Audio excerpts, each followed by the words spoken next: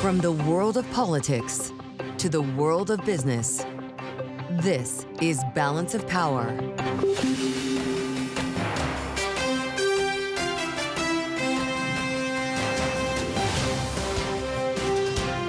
Live from Washington, D.C.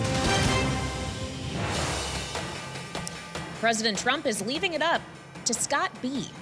Welcome to Balance of Power on Bloomberg TV and radio. I'm Kailey Leinz, live in Washington, as President Trump today says an 80% tariff rate on China seems right on the eve of trade talks beginning in Switzerland between the aforementioned Scott B., the Treasury Secretary Scott Bessent, U.S. Trade Representative Jamieson Greer, and China's He Lifeng beginning.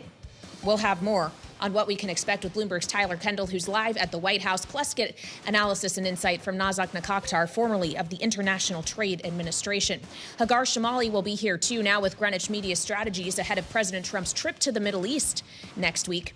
And our political panel, Rick Davis and Jeanne Zaino, will be here to weigh in on the budget reconciliation work still ongoing in Congress and questions about just how high taxes could go or how much they could be cut. It's all ahead this hour, but we begin, as always, with a check on the markets on this Friday trade, and Amy Morris is keeping track from here in Washington. Hey, Amy. Hi, Kailey, and you're absolutely right. The U.S. and China preparing to start those trade negotiations, and that sends Wall Street ending the week on a cautious note. Now, ahead of the talks, President Trump, as you mentioned, floated that 80% tariff on China while urging Beijing to open their markets to U.S. products. Trump saying that he's willing to lower the tariffs on China at some point, but is not going to preemptively lower taxes on China to help move those negotiations along. Investors now skeptical that the talks will result in a comprehensive agreement. They're also looking for signs of easing in the trade war, and that has moved the markets. We check those for you all day long here at Bloomberg. The S&P 500 down 0.25%. Nasdaq also down 0.25%. The Dow is down not quite 0.5%. The 10-year Treasury yield at 4.37% and the 2-year yield at 3.87%. Richmond Fed President Tom Barkin says it is not a given that companies would have to raise their prices to offset the cost of tariffs. He warns that consumers' tolerance after years of inflation is only so high. He says the economy is in a good place, warning that tariffs could put upward pressure on inflation. He spoke at the Loudon Chambers Policymaker Series. For on-demand news 24 hours a day, subscribe to Bloomberg News Now wherever you get your podcasts. I'm Amy Morris. That is a Bloomberg Business Flash. We return now to Balance of Power with Kailey Leinz. All right, Amy Morris here with me in Washington on Bloomberg TV and radio. Thank you so much. Of course, all of Washington and probably a lot of the country, even the world's eyes, will be not here but abroad this weekend, in Switzerland in particular, as trade talks between the U.S. and China are set to formally begin. Remember, the U.S. and China have had very different messages as to whether or not they've been talking for the last several weeks, really since Liberation Day, in an effort to ratchet down the effective trade embargo between these two countries as it has been described. But now it is finally happening. Treasury Secretary Scott Bessent, USTR Jamieson Greer with China's He Lifeng in Switzerland to see if they can lower the temperature. The question, of course, is how much could the temperature, and in this case, the rate of tariffs these two countries have placed on each other, be lowered to? President Trump taking to Truth Social today, suggesting, quote, an 80% tariff on China seems right. Up to Scott B. So a lot is in the hands of Scott B., the Treasury Secretary, of course. And we want to get the latest now from Bloomberg's Tyler Kendall, who is live at the White House. Tyler, do we have an understanding of whether or not we think Scott B. or Jamieson Greer, for that matter, are going to be able to walk away from Switzerland with something tangible in hand? Well, at this point, Kailey, Bloomberg Economics says that they are not expecting an immediate agreement or a permanent de-escalation, but perhaps we could see a lowering when it comes to tariffs, ideally on a reciprocal basis. Now, as you mentioned there, President Trump said that an 80% tariff seems right in his words, but he's leaving it up to the Treasury Secretary as he touches down in Geneva alongside the USTR Jamieson Greer. Now, somebody who's not there, but of course still a member of this trade team, is Peter Navarro, and he told Bloomberg Television earlier today one of the ways he thinks China might actually have an advantage going into the weekend. They have continuity. The same people are going to be in Geneva were the same people back then. And you know, our regimes change. We have different governments and things like that. But they have the advantage of that kind of continuity. But look, it'll be interesting. Again, I don't want to get ahead of Scott and Jameson or the president. Well, President Trump has said numerous times that he would be open to lowering tariffs on Chinese imports, saying that the current situation basically amounts to a trade embargo. To be sure, an 80% levy is still a very prohibitive number. I spoke to one of our economists earlier today who said it would basically still keep trade off between the U.S. and China. Now, our reporting from earlier this morning was that if talks went well, U.S. officials felt that China may be willing to bring down their tariff rates on a reciprocal basis to below 60%, and that could even be implemented as soon as next week. Now, it does remain to be seen. People familiar do caution us that everything is in flux, but a new analysis out from Bloomberg Intelligence in just the last 30 minutes, Kailey, says that those tariffs could come down as soon as May 12th and likely by May 20th. They analyzed a lot of shipping data and data from retailers that say that these next 2 weeks are going to be a critical period. Well, and as we consider the next 2 weeks and beyond, what really could the U.S. ask of China that China is willing to give when we consider concessions here?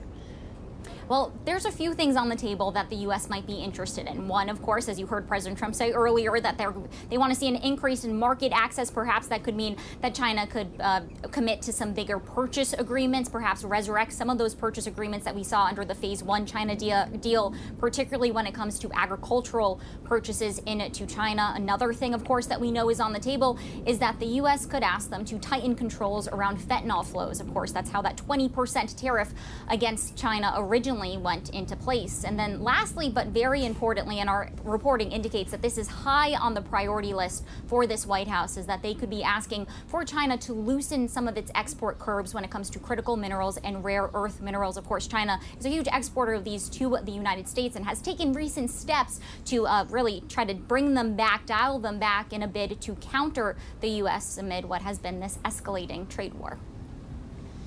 All right, Bloomberg's Tyler Kendall live at the White House for us. Thank you so much. And Tyler, of course, brought us a taste of Bloomberg's interview earlier today with White House trade advisor Peter Navarro. We'll have more of that for you later on this hour.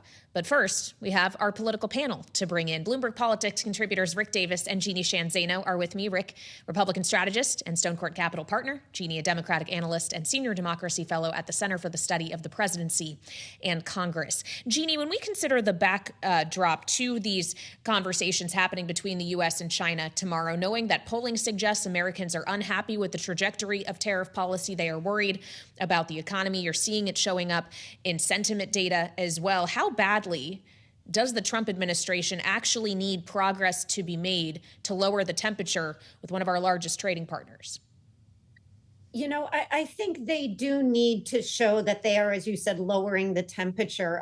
I don't think we have yet seen, because we haven't seen empty shelves. We're just seeing the first sort of cost impacts. It's going to take a little time for consumers to really understand what it means for them at the store and when they go to buy goods. And that buys the administration a little bit of time. But of course, you know, China is the game for the administration. They really do need to show at least turning down the temperature this weekend, maybe getting a little bit of progress so they can make more going forward. And, you know, I couldn't agree more. And I seldom say this, Kailey, with Peter Navarro on what he said in that interview, because it has always been to our detriment that we lack continuity. And more so, the fact that unlike Xi Jinping, Donald Trump and the Republicans have to keep looking over their shoulder to push things through the Congress, and also with this looming deadline of a midterm election. Those two factors make it so much more difficult for the U.S. contingent to really push for what it wants versus their Chinese counterparts. So it is a really important point that Peter Navarro makes there. Well, yeah, and I want to expand on this point further because, Rick, as Jeanne is alluding to, we're dealing with an environment here in the U.S., at least fiscally, in which we're talking about spending cuts, not adding stimulus, where China is saying, okay, there's things we could do to stimulate our economy, offset some of this pain. Is it actually China that is coming to these talks with the stronger hand, despite the characterizations of President Trump, who seems to think otherwise? You know, it's hard to tell. You know, you got to get past Donald Trump negotiating with himself, you know, launching his team today by basically cutting his strategy in half and saying, well, I'd go for an 80% tariff or even less. So I think that's obviously an indication that we're willing to deal.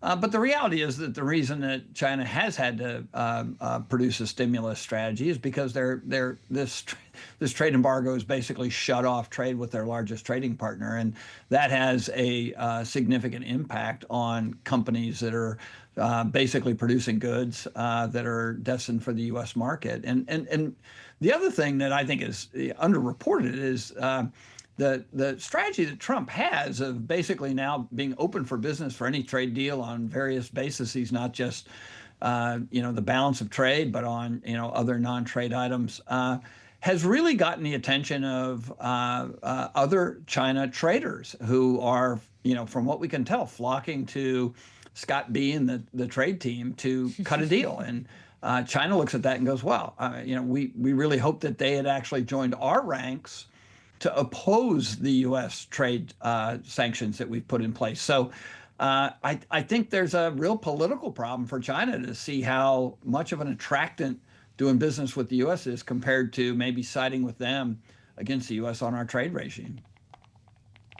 I just have to say, I feel like it's going to be really hard for me to not just refer to the Treasury Secretary now as Scott B, and you two are officially Rick D and Jeanne Z in my mind right now as we consider the words of the president from today. It wasn't just tariffs that he decided to weigh into when it comes to China on Truth Social. He also was weighing in on something that Bloomberg has reported he actually initiated with the Speaker of the House, which is raising a tax rate on those making $2.5 million or more to 39.6% to help pay for some of the other tax cuts he wants to see in budget reconciliation. I actually had the chance to ask the Commerce Secretary, Howard Lutnick, about that proposal last night on Balance of Power. This is what he said.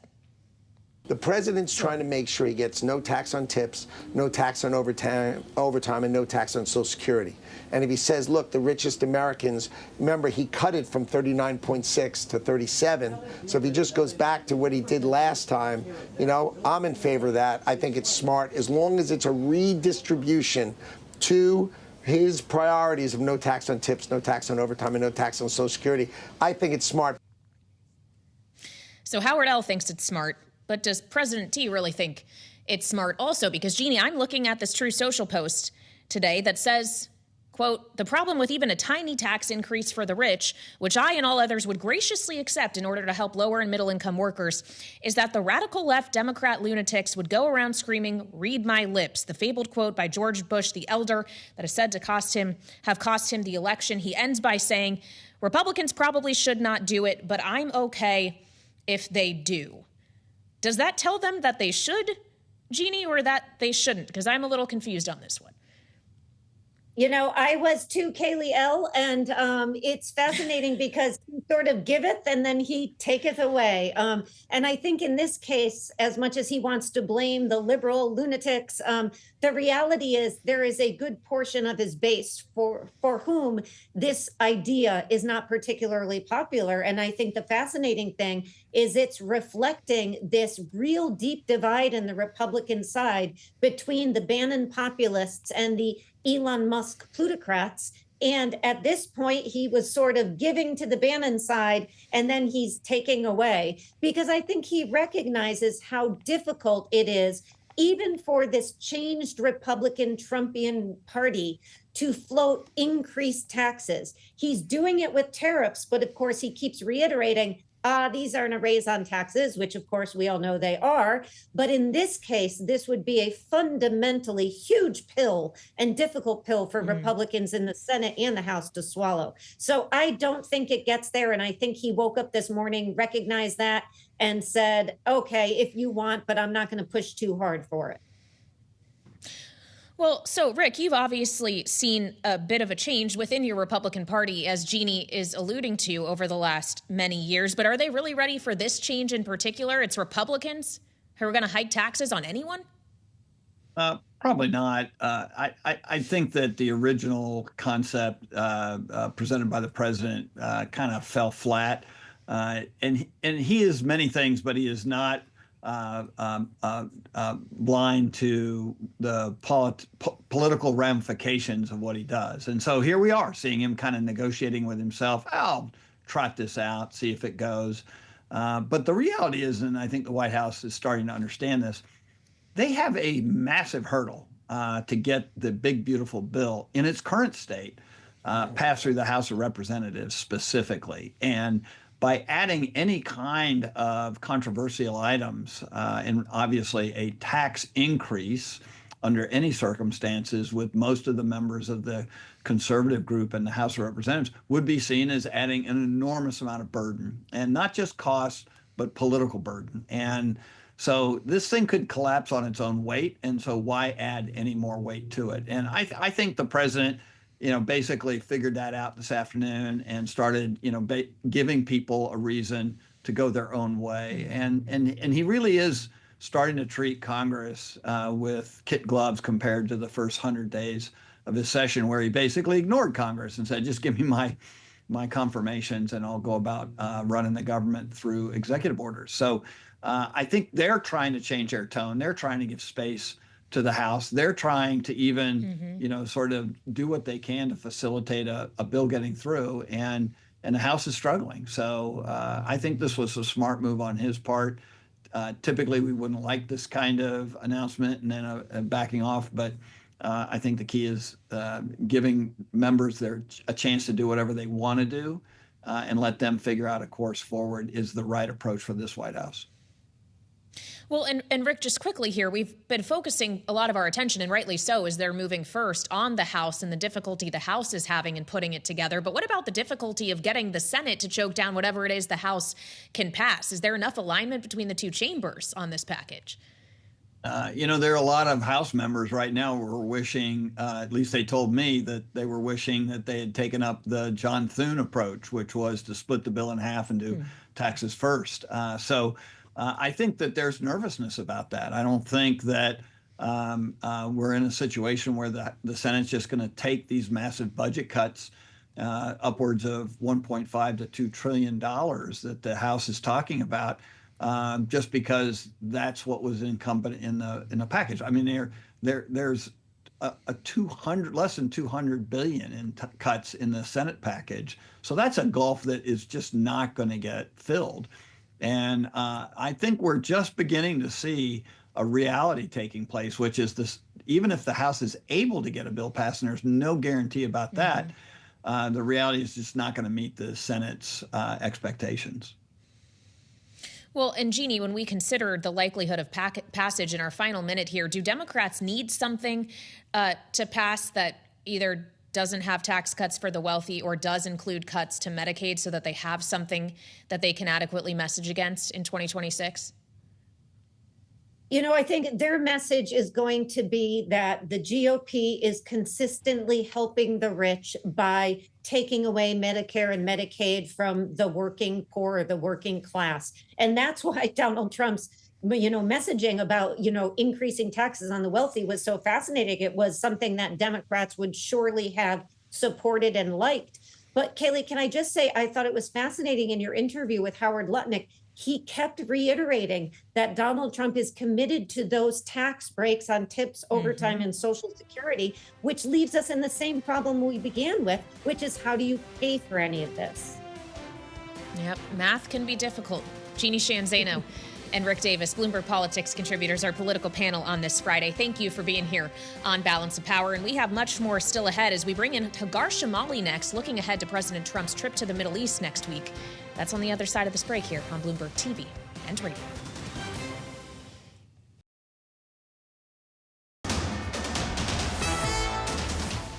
It's 1:21 on Wall Street. I'm Amy Morris. Prosecutors and regulators are investigating a $32 million deal between CrowdStrike and Carahsoft Technology to supply cybersecurity software to the Internal Revenue Service. Investigators with the Justice Department and the Securities and Exchange Commission want to know what senior company executives knew about that deal. CrowdStrike shares now 4.5% lower.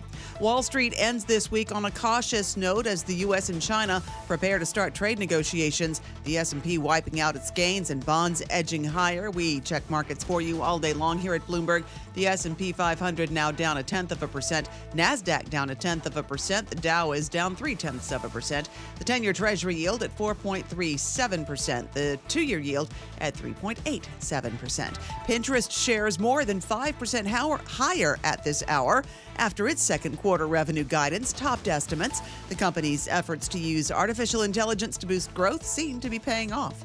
For on-demand news 24 hours a day, subscribe to Bloomberg News Now wherever you get your podcasts. I'm Amy Morris. That's a Bloomberg Business Flash. We return now to Balance of Power with Kailey Leinz.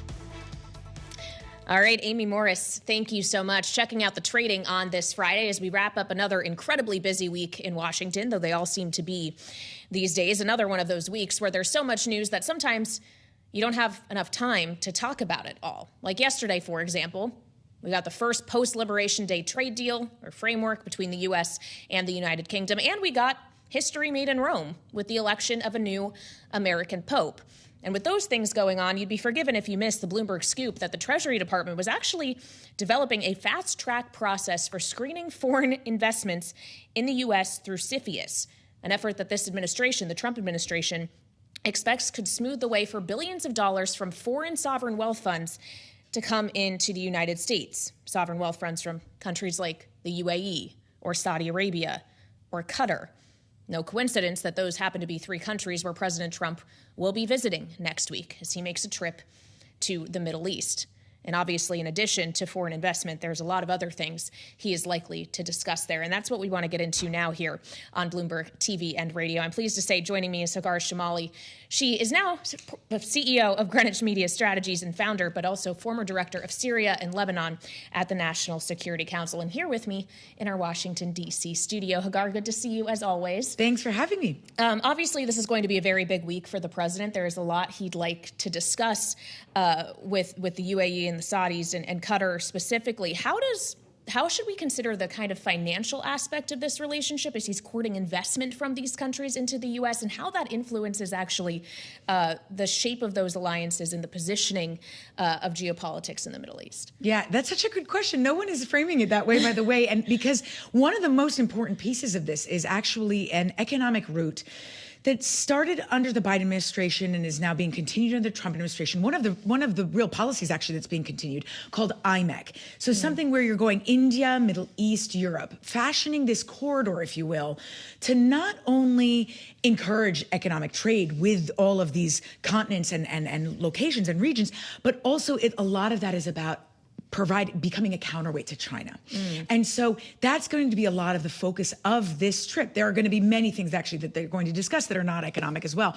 But a lot of that too is making sure you're pulling Saudi Arabia from China, you're pulling the region away from China, ensuring that Saudi Arabia is trying to diversify its economy. They're interested in all sorts of investments back and forth. And so they're going to be looking for that, certainly an increase in any kind of trade related to defense equipment as well. That's something that Saudi Arabia struggles with Democrats and has better luck with Republicans. So they're going to be talking about things like that as well. Well, and for the UAE especially, we know there's kind of chip considerations as well. Bloomberg has had some reporting on whether or not the administration is likely to lift chip restrictions on the UAE in particular. Is to your point, the whole point of that is to try to make sure those chips ultimately don't find their way to China. So maybe a lot of this does come back to China, but a lot of this is about this region as well in the current environment in the Middle East. When we consider the engagement we've seen from this administration so far with Israel as it relates to the ongoing conflict in Gaza, with Saudi Arabia as they look to expand the Abraham Accords, what really is, for Middle East purposes, objective number one for the president, do you think? Absolutely. So there's a lot of wins for the president to achieve in Saudi Arabia. And one of the ones at the top of the list is the discussions that would lead to peace deals, a number of peace deals. They want to increase the Abraham Accords, increase the countries under the Abraham Accords as much as possible. The president, and I'm not trying to say this lightly, he is focused on a Nobel Peace Prize through the Abraham Accords. And he's been very clear about that, right? He was clear about that the first time around and now the second time around. And a lot of that, a big chunk of that is really through Saudi Arabia. Not all of the countries, but Saudi Arabia would be a big one because you'd get a lot of others in its trail. And those talks are talks that have already existed, right? So they've been going on for a while, really since the end of Trump's term, Trump 1.0. And so that's really, they're going to be continuing those talks. Now, there are certain things, elements of those talks initially that appears that they're also being pulled out. Things like discussing civil nuclear partnerships, things of that kind that were originally going to be part of a normalization deal or peace deal. And it looks as though that might be pulled out. But nonetheless, I think it'll all be in the context of getting to a final destination, and that destination being having Saudi Arabia and other Middle Eastern countries under the Abraham Accords. What timeline do you think is realistic for that? This visit, I would imagine, is not going to be alone in accomplishing that. No. Well, and the Saudis, unlike other countries, they've made it clear, and I don't think that they're going to backtrack on their insistence that there be the promise of a Palestinian state. It doesn't mean that one needs to be necessarily created or recognized, but that there be some kind of process to get there. And that's going to hamper things a little bit. I mean, if I were a betting woman, it's hard to say, maybe 2027.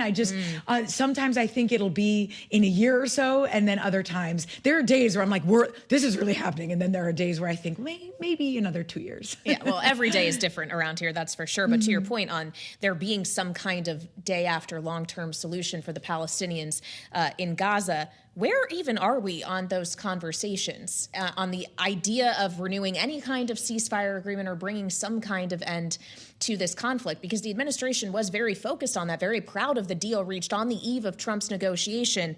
And then what happened? Yeah, and it's funny, the last time I was on, which was maybe 10 days ago, we discussed this, and there were a number of deals that were going back and forth, and there was a deal proposed by the Israelis that was rejected, then the Egyptians and Qataris had come in, and we are now really, unfortunately, in a spot where we've gone completely backwards. The war is being actively expanded by Israel in Gaza. It's a decision by the cabinet, but also more importantly, it was a decision that very clearly laid out that the hostages were not being prioritized. We don't know, but we believe we're hearing between 21 and 24 who are alive. I don't want to make any kind of assertion on this, but anyway, every day that passes is a risk for them. And we know that. And the cabinet really came out crystal clear and said, we are prioritizing the expansion of this because they have Hamas by the neck and they want to crush them completely. And as somebody who works in counterterrorism, I want nothing more than to see Hamas obliterated. My own opinion is I'm not sure I understand why they can't cut a deal, get the hostages released, and then do targeted operations as they have in Lebanon, for example. But because I'm completely behind the idea of crushing Hamas completely. Yeah. But anyway, that's Bibi's clearly very intent on that singular goal. So what role does the U.S. play in influencing Israel in any of this, knowing that Israel also maybe have taken aback by some of the Trump administration's recent actions, including declaring a truce with the Houthis seemingly out of nowhere? Yeah, I was just going to say that. So actually the Israelis, and this I think is a bit indicative of how things might go between the United States and Israel, is Bibi has been blindsided by the Trump administration a number of times now. So first you had, for example, the talks that were taking place directly with Hamas on the release of American hostages. You have the Iran talks, and now you have this deal that the U.S. administration cut with the Houthis, where the Houthis have promised not to target American vessels in the Red Sea, but that's it. Just the American vessels. And that deal not only blindsided Bibi, according to press reports, but it indicates it's very demonstrative of an America First policy, right? We care about our vessels, we care about our national security objectives only, and what is directly American, and we're going to pursue that unapologetically. And that makes it difficult. While Bibi seems to listen to Trump and has a lot of respect for him, or Trump has a lot of clout with Bibi, those kind of efforts are going to make it more difficult for the U.S. to push Bibi where they want. You raised Iran in that last answer, and I do want to talk about that as well. As we learned today, another round of talks between the U.S. and Iran will take place this weekend, on Sunday specifically, in Oman.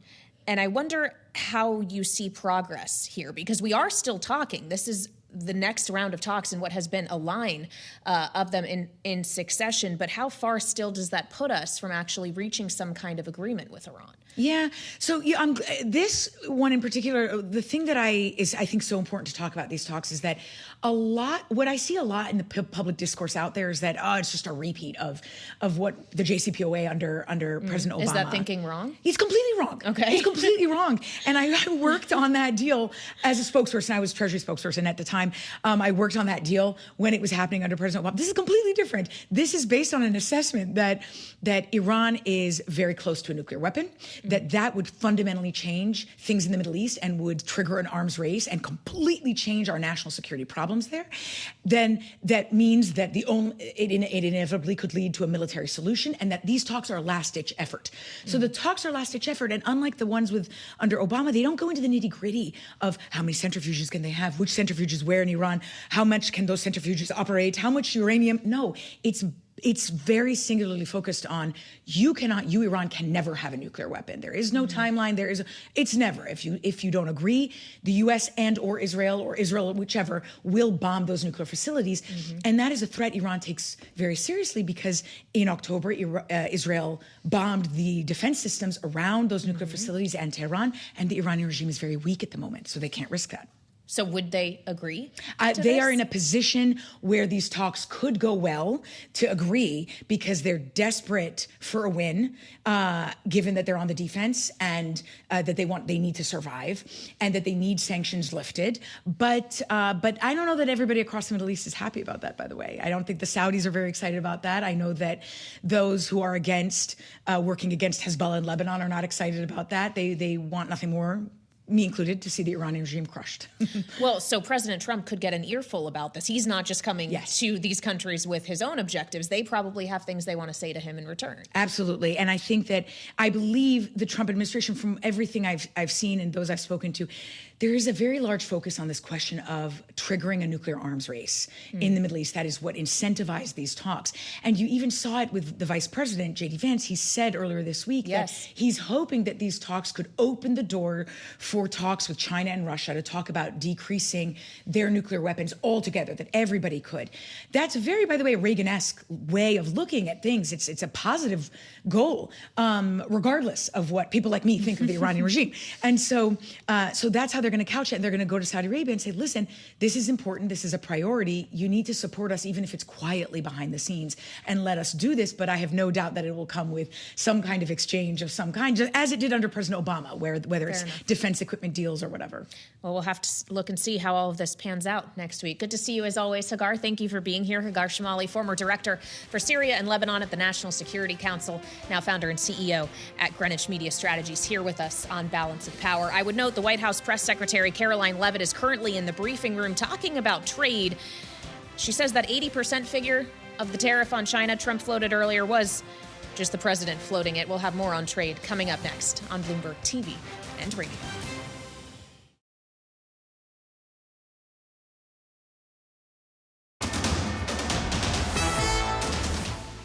It's 1:40 on Wall Street. I'm Amy Morris. Switzerland held what it said were constructive trade talks with U.S. officials, hoping to soon follow the U.K. and sign a deal with the Trump administration. The discussions focused on tariffs, non-tariff trade barriers, subsidies, and taxes, with Switzerland aiming to finalize an agreement with the U.S. The comments come after President Trump threatened tariffs of 31% on Swiss exports to the U.S., citing a significant trade deficit in goods with that country.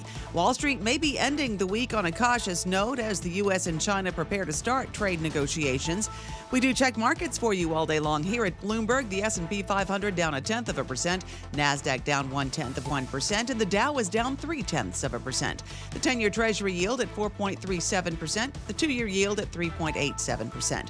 Brent crude 1.7% higher now, trading at about $64 a barrel.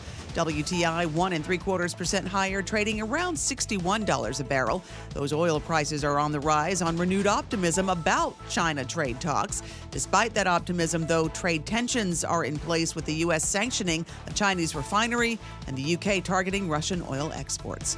For on-demand news 24 hours a day, subscribe to Bloomberg News Now wherever you get your podcasts. I'm Amy Morris. That is a Bloomberg Business Flash. Let's go back now to Balance of Power with Kailey Leinz.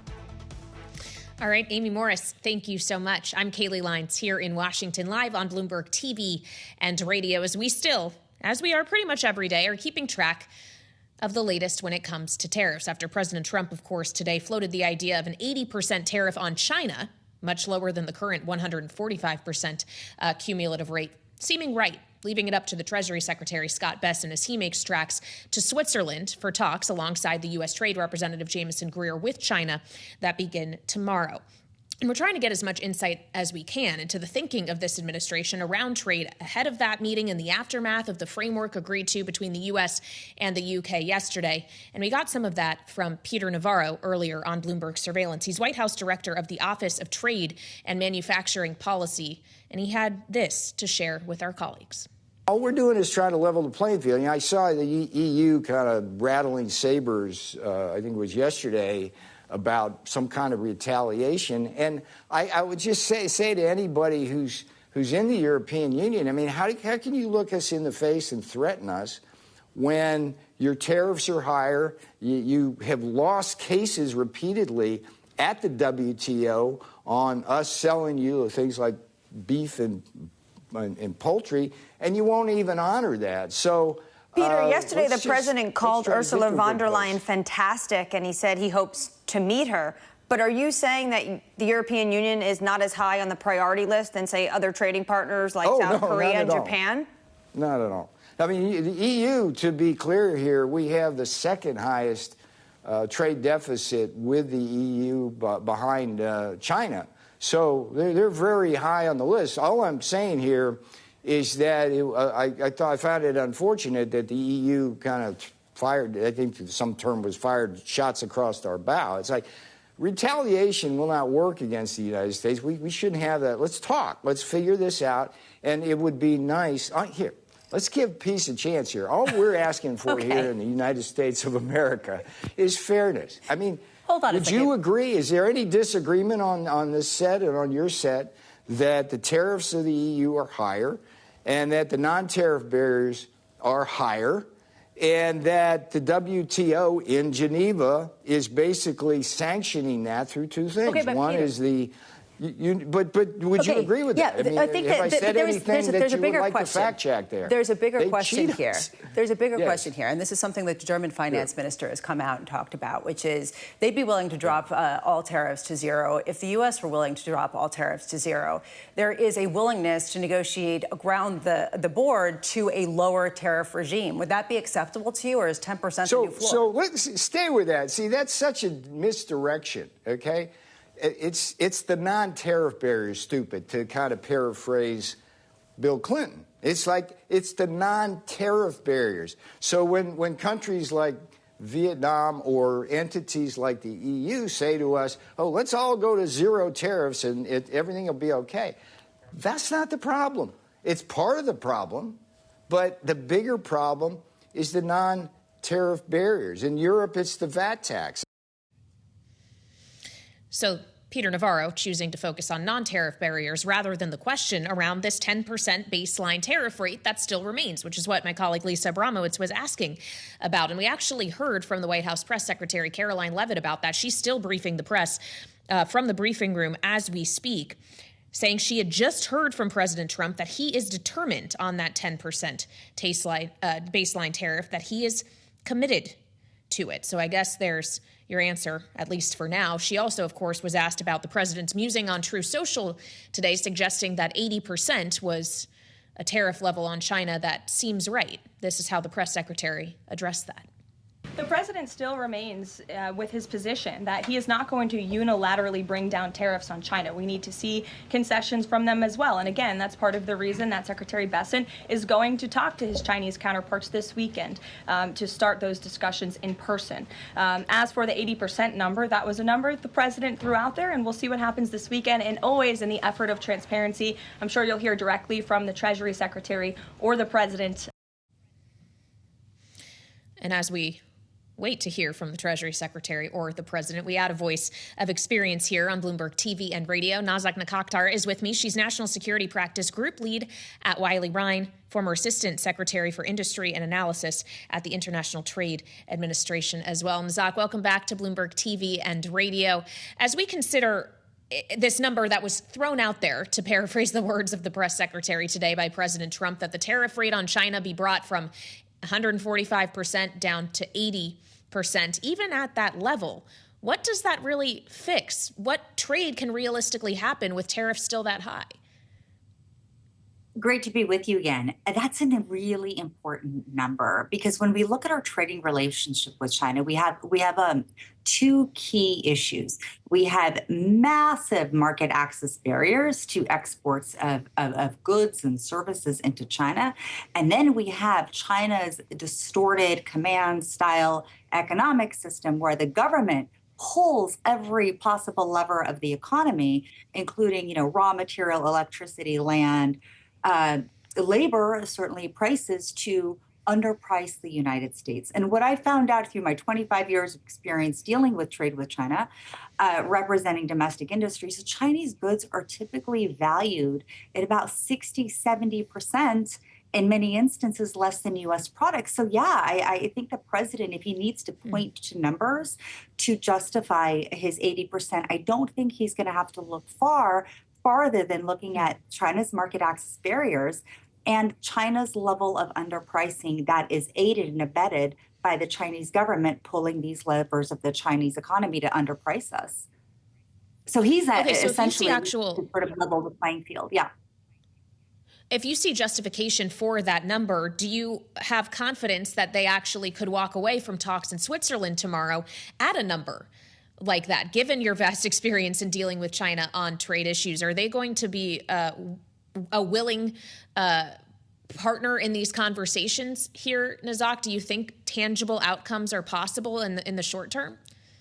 Look, I think if the Chinese press the president or Secretary Bessent and Ambassador Greer on the 80%, it's going to be easy for them for the U.S. administration to justify it.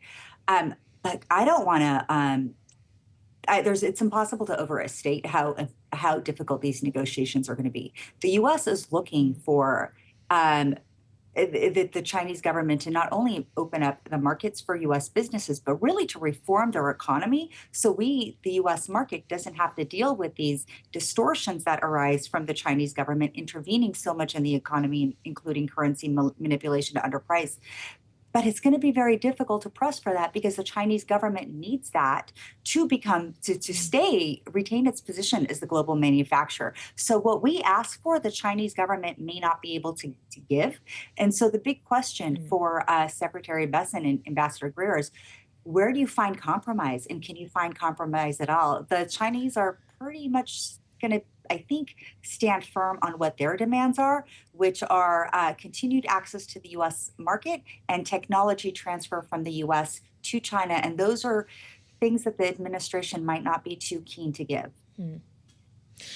Well, on your point about the kind of manufacturing overcapacity, the flooding of global markets with Chinese supply, this is not a unique idea to this administration. We heard plenty about this during the Biden administration as well. This is something that the Treasury Secretary then, Janet Yellen, was incredibly focused on. But is the difficulty with that in particular, not just in asking China to make kind of structural changes to the economy, as you described, also that the U.S. can't necessarily force that alone when China has plenty of other buyers who may be willing to take that supply? Is it that the U.S. actually needs other countries to cooperate with this effort? Because when I spoke to the Commerce Secretary, Howard Lutnick, about this yesterday, he kind of pushed back on the idea that they're asking that of other countries to counter China. That's a great question, and you hit the nail on the head. Look, the dynamic is when China floods the global markets with cheap goods, right? And steel and aluminum, that's kind of when the world started waking up to China's overcapacity. But now we have autos, we have semiconductors, optical fiber cables, the list goes on, right? What happens there is that it collapses global prices. And then producers in other markets can't sell in their markets, can't sell in markets abroad. So then they end up redirecting their product to the United States, which is why the tariffs that the president had imposed on steel and aluminum, in part, just to put the wall around the United States, prevented us from feeling that effect of China's overcapacity. So on one hand, Secretary Bessent is right, and on the other hand, there's a counter argument. One, if we just put barriers around ourselves to sort of shield us in the United States from overcapacity, does that kind of take care of the problem? Yes. And we saw that example with steel and aluminum. But at the end of the day, we can't have our allies' markets collapse either by virtue of China's overcapacity, because it's having the same effect on our allies that it is on the United States. So it's really incumbent on the United States to kind of give them top cover to be able to push back. The thing I want to really emphasize is that when we imposed the steel and aluminum tariffs, many of our allies started getting flooded with cheap Chinese steel and aluminum. So they started erecting safeguards around their borders to shield themselves from China's overcapacity. So I think we're going to get there. It's really incumbent on us to give our allies cover so they could do the same and push back on China.